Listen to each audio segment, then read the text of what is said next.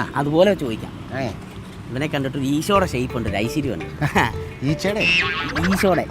ഈശോടെ എന്താ മോൻ്റെ നിന്റെ പേരെന്താണ്? സുരേഷ്. എനിക്ക് ഈശോ എന്നിടായിരുന്നു, അതായിരുന്നു നല്ല പേര്, അല്ലേ ടോണി അല്ലേ മകനെ? ഇവിടെയേ ഈ വില കുറച്ച് കിട്ടുന്ന സ്ഥലം എവിടെയാണുള്ളത്? അമ്മച്ചി എന്നാ പറയണേ, നമ്മളിവിടെ സ്ഥലം മേടിക്കാൻ വന്നാണോ? ഞാൻ ചോദിക്കാം. അതെ, ഇവിടെ ഈ വില കുറച്ച് സ്ഥലം കിട്ടുന്നത് എവിടെയാണ്? ഇവിടെ സ്ഥലത്തിനൊക്കെ ഭയങ്കര വില. അതല്ല ഉദ്ദേശിച്ചത്, ഇവിടെ സാധനങ്ങളൊക്കെ വില കുറച്ച് കിട്ടുന്ന സ്ഥലം എവിടെയാണ്? അതാ ഉദ്ദേശിച്ചത്. അത് മേനക. ആ പെണ്ണിന്റെ അടുത്ത് നിന്ന് കഴിഞ്ഞാൽ വില കുറച്ച് കിട്ടുമോ? എന്നാ മാമ നമുക്ക് ആ പെണ്ണിന്റെ അടുത്ത് കിട്ടുമോ? ഏത് പെണ്ണിന്റെ അടുത്ത്? മേനകയുടെ അടുത്ത്. ഇവൻ ആ വണ്ടിയെ വന്നപ്പോൾ തന്നെ ഇവൻ പ്രശ്നമാണ്. ഇവൻ ഇവിടെ കണ്ടപ്പോൾ തന്നെ, ഈ നാട് കണ്ടപ്പോൾ തന്നെ ഈ പെണ്ണിന്റെ പിന്നാലെ നടക്കുക. താങ്കൾ ഞാൻ പറഞ്ഞേക്കാം, ഞാൻ പറയുന്നത് കേട്ടെന്റെ കൂടെ നിന്നോണം. അത് പെണ്ണല്ല, അത് സ്ഥലമാണ് മേനക. സ്ഥലത്തിന്റെ പേരാണ് മേനക. എന്നാ തൊട്ടടുത്തുള്ള സ്ഥലത്തിന് നമുക്ക് സുരേഷിന് പേരിട്ടാലോ? അപ്പം മേനക സുരേഷിന് ഇടാലോ, വിളിക്കാലോ. എന്റെ മകനെ അവിടം വരെ പോകുന്നതിന് എത്ര രൂപ ആവും? 80 രൂപ. 80 രൂപ? 80 രൂപയോ?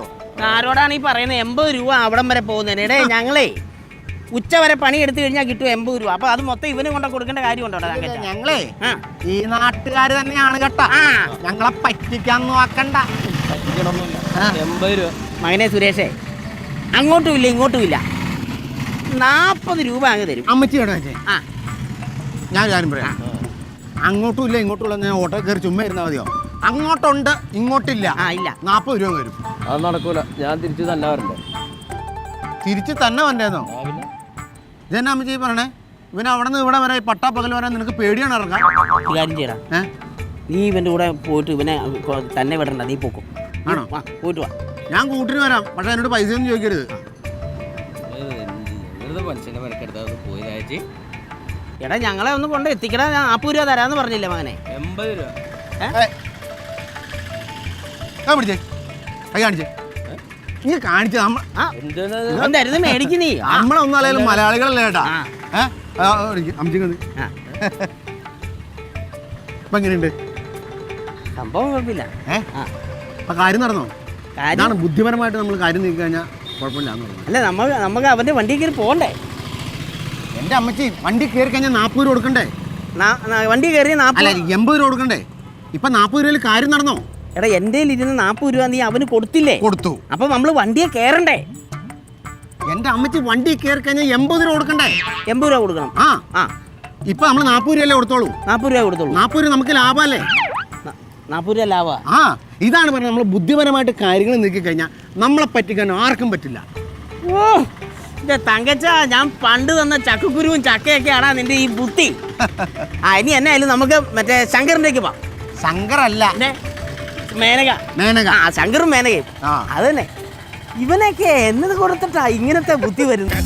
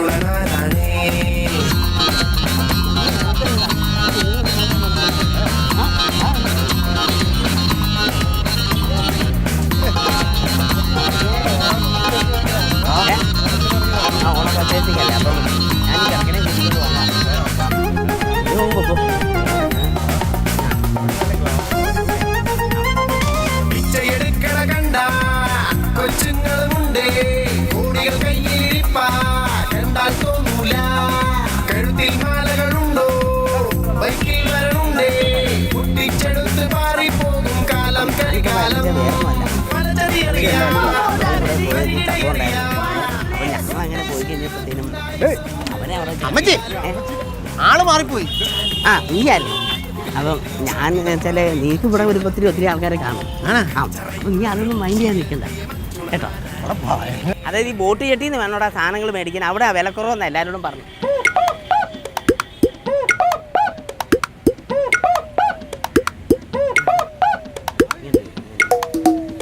എന്നാണ്ട് എവിടെ പോയിട്ട് വരുന്ന വഴിയാ? അതെയോ? ഞാൻ എൻ്റെ കൂടെ എൻ്റെ മോനുണ്ടായിരുന്നു, തങ്കച്ചൻ. അവനെ ഇത്ര നേരം എൻ്റെ കൂടെ ഉണ്ടായിരുന്നു. ഞാൻ ഇവിടുന്ന് സാധനം മേടിക്കാന്ന് പറഞ്ഞിട്ട് അവനെ കണ്ടില്ല. നീ കണ്ടായിരുന്നോ എൻ്റെ കൂടെ വരുമ്പോൾ?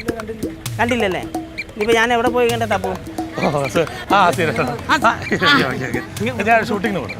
ഓക്കെ. അല്ല ഹലോ എനിക്ക് ഇഷ്ടപ്പെട്ടു നിന്നെ. ഞാൻ കണ്ടിട്ടുണ്ട് നിന്റെ സീരിയലിന്റെ ആണോ? ആ എനിക്ക് ഭയങ്കര നിന്നെ ഒത്തിരി കണ്ടിട്ടുണ്ട് സീരിയലിന്റെ അമ്മച്ചി എവിടെ ഞാൻ പാലായത് രാമപുരത്ത് നിന്ന് വരുന്ന വഴിയാണ്. പലത് കുറ്റിമറിച്ച് ഇറങ്ങിയല്ലേ?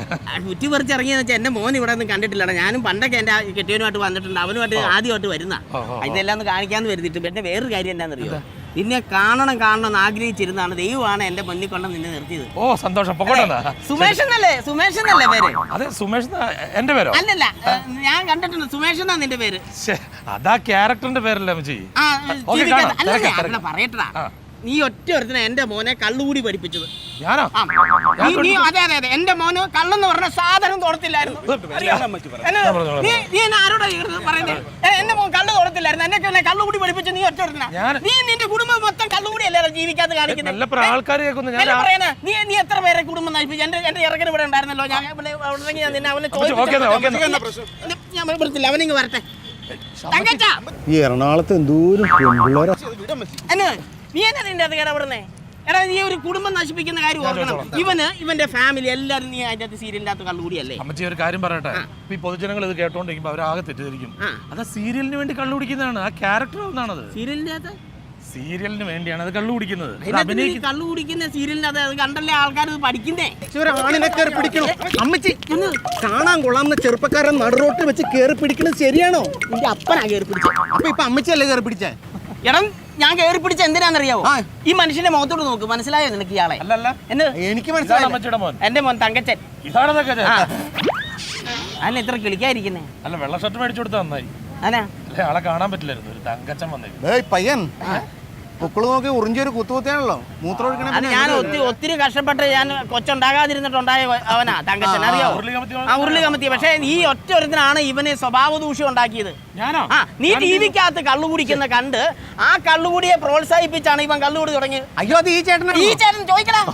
ചേട്ടൻ കള്ളു കുടിക്കണ അതിന്റെ രസം പിടിച്ചാ ഞാൻ കള്ളുകൂടി തുടങ്ങിയത്. എന്നെ കണ്ടുപിടിച്ചിട്ട്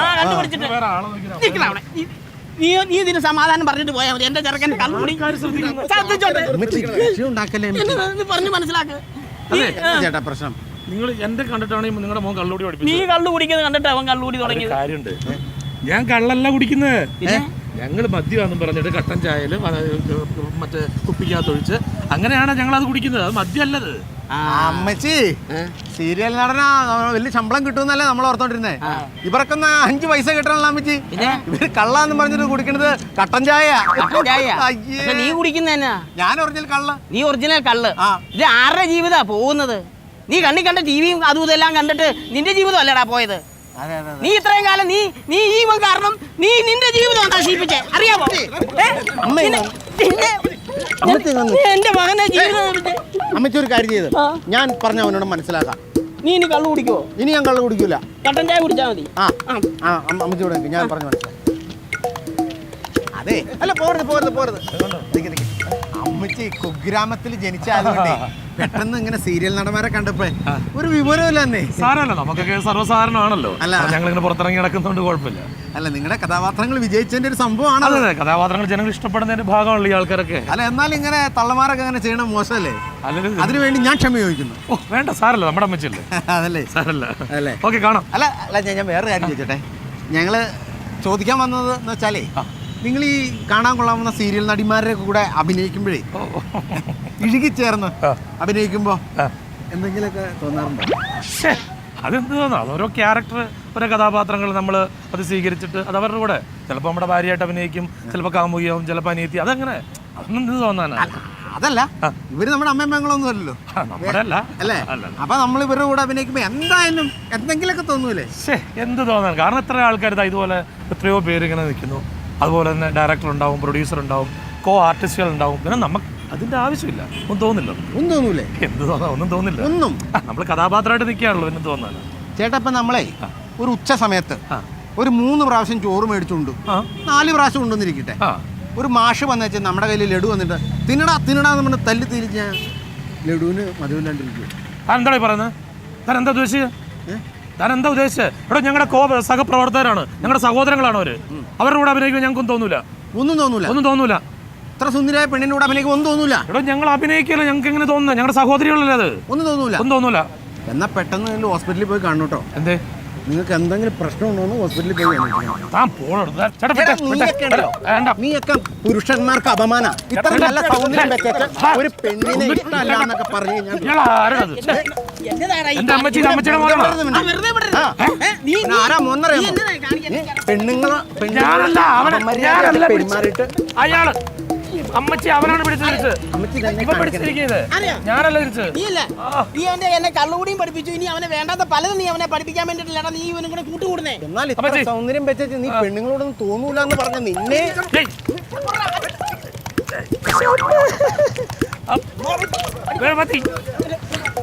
കൊണ്ടുപോയത് പോ എന്താൾക്കാരിത് എവിടുന്ന് വന്നവര്